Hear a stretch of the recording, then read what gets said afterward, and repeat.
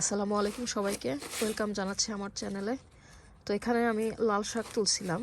তো এখন আমি এই পুরাতন মাটিটাই ব্যবহার করে আমি আবার এখানে লাল শাকের বিচি ফলাবো আর কি। তো এতে আসলে লাল শাক মানে যা ফালাইতে যে অবশ্যই আপনার কম্পোস্ট লাগবে বা অন্য কোনো মেজর কোনো সার লাগবে তা না।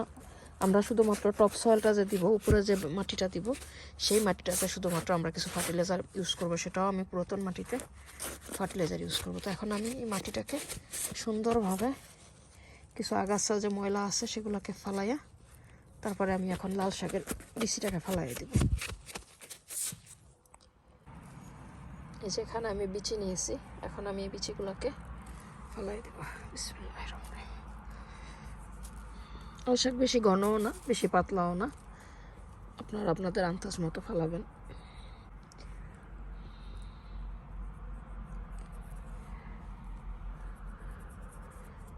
এখন আমরা টপ সয়েলে মাটি দিয়ে দিব। তো মাটিটা আমি কীভাবে তৈরি করি চলেন। এই মাটিটা, এটা আমি পুরাতন মাটি।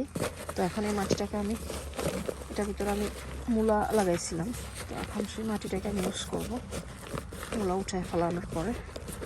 তো এখানে আমি দিব এই যে গ্রোমোর ফার্টিলাইজার আছে, আর দিব আমি ফিশ ব্লাড অ্যান্ড বোন মিল। তো এই দুইটা দিলেই একদম মাশাআল্লাহ আমাদের যে মাটিটা সেটা পরিপুষ্ট হয়ে যাবে। তো আমি কতটুকু করে দিচ্ছি আপনারা দেখুন।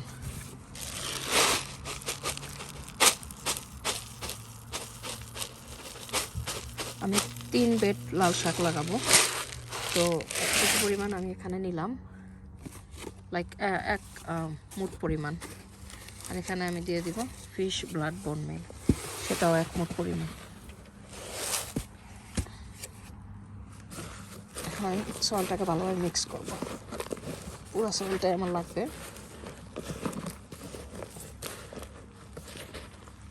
এটা আমার সয়েলটা রেডি হয়ে গেছে। এখন আমি এই ফার্টিলাইজার যুক্ত মাটিটা শুধুমাত্র উপরে দিয়ে দিব, জাস্ট 1 ইঞ্চ পরিমাণ, বেশি না। শাকে আপনারা সবসময় বিচি ফেলানোর পরে 1 ইঞ্চ পরিমাণ মাটি দিবেন, কারণ শাক বিচি একদম টাইনি স্মল থাকে। তো যদি আপনি অতিরিক্ত পরিমাণ মাটি দেন তাহলে এটা উঠতে পারবে না। তো 1 ইঞ্চি পরিমাণ মাটি দিয়ে তারপর আমরা সুন্দরভাবে লেভেল আপ করে দিব, অর্থাৎ যাতে প্রত্যেকটা বিচি ঢেকে যায়, কোনো একটা বিচি যাতে খালি না থাকে। এটা হয়ে গেল দেখুন। এখন এটাকে আমরা সমান্তরাল করে দিব।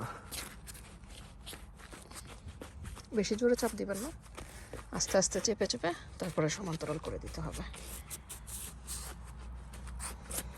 এটা আমার একটা পট লাগানো হয়ে গেল, আর আমি 2টা পটে বিচি ফেলাবো, তারপরে ফিরে আসছে। 3টা বেটে আমার বিচি ফেলানো শেষ এবং মাটি দেওয়া শেষ। এখন আমি 3টা বেটে পানি দিয়ে দিব।